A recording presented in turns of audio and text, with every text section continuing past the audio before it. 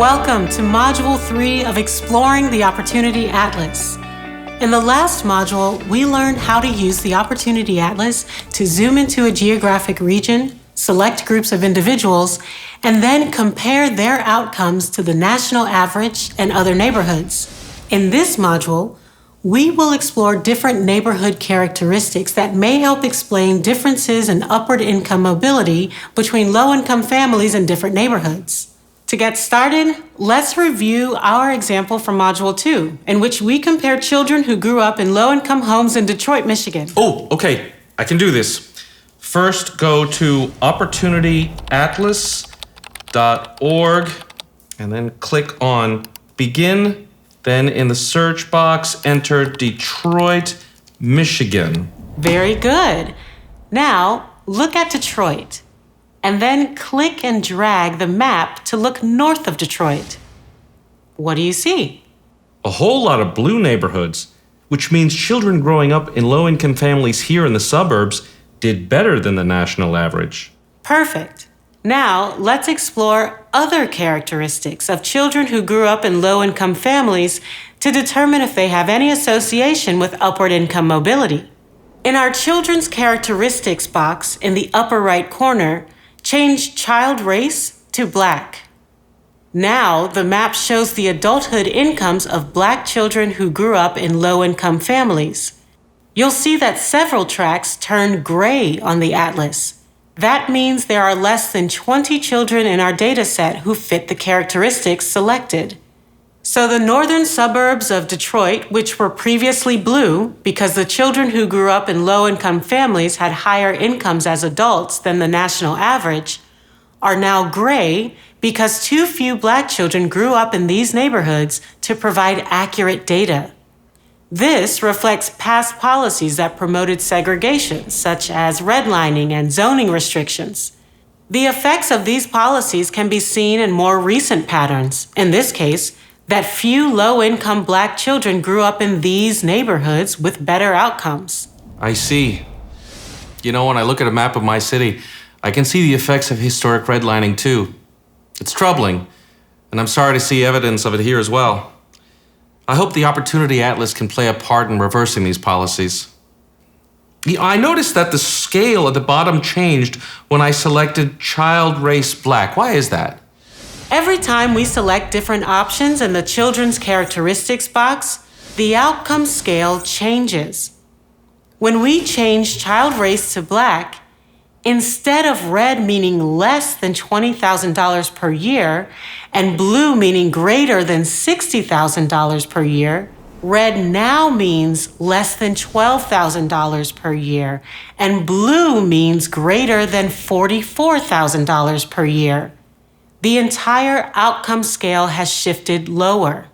This is because Black children who grew up in low-income families earn less money as adults than children of any race who grew up in low-income families on average. This finding matches the national trend on race and income. That's really helpful. It's so important to be able to see these relative differences to inform policy design. I see over here under outcomes that we can also look at incarceration rates. Yes. Go ahead and click Incarceration Rate and hover over the icon next to the label. You can see that it measures how many people were incarcerated on a single day, April 1st, 2010, the date of the 2010 census. Now, let's change child race back to all. Again, we see the outcome scale change.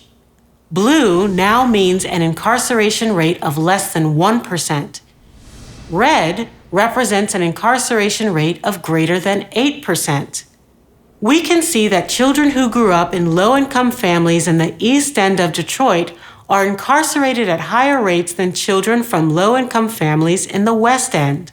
While neither race nor incarceration rates tell us why those characteristics contribute to lower income in adults, they are important factors to consider when using the Opportunity Atlas to inform policy or program interventions. Well, I agree.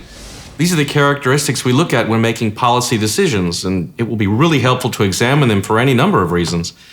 What about this section here called Neighborhood Characteristics? I'm glad you asked. Go ahead and click on Show More Characteristics. Choose the option Fraction Single Parents in 2012 to 16. Look back over at the Characteristics box. The 3 columns for parent income, child race, and child gender are no longer there. This is because when we look at neighborhood characteristics, we are not comparing people. We're comparing environments. As you may recall, we discussed this difference back in Module 2. So fraction single parents in 2012 to 16 shows the percentage of single-parent families in each neighborhood across the country for all adults between 2012 and 2016. Notice that these are current-day characteristics, so they may be quite different from when children were growing up in these neighborhoods back in the 80s and 90s. Okay, got it. Can we look at how to compare poverty rates in different neighborhoods? Sure. Hover over a couple of neighborhoods in the East End. Poverty rates are between 30 and 60%. Now, hover over a couple of neighborhoods in the West End, and you'll see they have poverty rates between 1 and 4%. So, on average, neighborhoods in the East End had poverty rates that were significantly higher than neighborhoods in the West End between 2012 to 16. Notice that under the scale, the option Everyone is selected as the default instead of Selected Group. This means the scale shows the range of poverty rates in all neighborhoods across the country. In our example, poverty rates in neighborhoods across the U.S. between 2012 to 16 ranged from 4% to greater than 32%. Look at the left side of the screen at the Neighborhood Characteristics section. When we click on a neighborhood, even if we are looking at an outcome on the map, we can see all the characteristics of the neighborhood. Similarly, even if we are looking at a neighborhood characteristic on the map, we can see all the outcomes of the children who grew up in the neighborhood on the left under the Outcomes section. You can click on any of the outcomes or neighborhood characteristics to look at them on the map. Well, that makes sense and will be very helpful. Well, I can think of several instances where our staff would want to identify areas that historically have been beneficial for children and also to know something about what those communities look like today.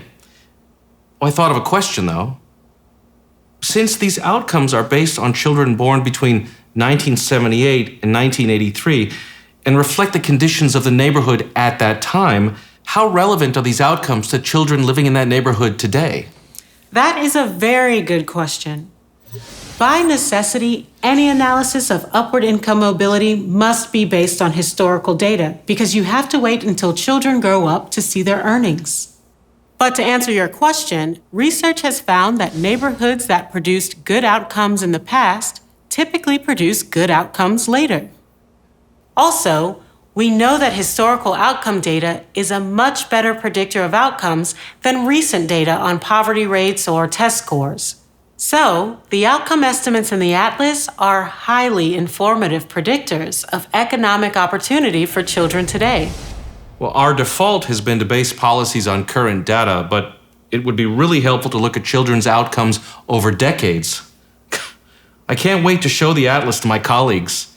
Is it possible for me to save my screen or download data to share with my coworkers? Absolutely. You can save map images and download the data by clicking the link icon in the lower left-hand corner below Neighborhood Characteristics. Can I overlay data of my own? Yes, you can use the Overlay Your Data option, located in the bottom left-hand side of the screen, to overlay geographic data onto the Opportunity Atlas. You can identify locations by geographic coordinates, latitude and longitude, address, or tract identifier. You can also upload your own boundary file to overlay custom boundaries on the map. We've created a separate tutorial video on overlaying data that's available in the accompanying files. This is incredible. With the Opportunity Atlas, my team and I have access to more data than ever before to inform policy decisions and help people in our city. One word of caution. Despite having all of this data at your fingertips, there are still plenty of questions that can't be answered by this type of data alone. Perhaps a significant event occurred in a neighborhood that affected a generation of children, or new zoning laws were passed, or schools were redistricted, or city programs were introduced or withdrawn. Any of these events could have a significant impact on children growing up in that neighborhood, and it wouldn't necessarily stand out in this data without local experts also weighing in to provide such context. We think of this data as providing an important yet incomplete picture. To round things out, talk to people who live and work in these neighborhoods and are aware of local history, policies, and can provide context. Ask them why they think certain outcomes occurred, and discuss your theories and data with them. It is up to you to combine insights from the Atlas with first-hand local knowledge to understand the why behind the data. You're absolutely right. Thanks for the reminder. I feel like I have a good handle on how the Atlas works, but how do I translate what I find in the Atlas into policies and programs that help people in my city? In our final module, we'll show you a real-world example of how researchers, government entities, and local nonprofits in Seattle use the Opportunity Atlas to inform a housing policy pilot program to help low-income families achieve the American dream. If you still have questions about how to use the Opportunity Atlas or want a refresher of what we've covered in these modules, we've created a library of short tutorial videos to guide you each step of the way. Just visit opportunityinsights.org/atlasresources. See you in Module 4.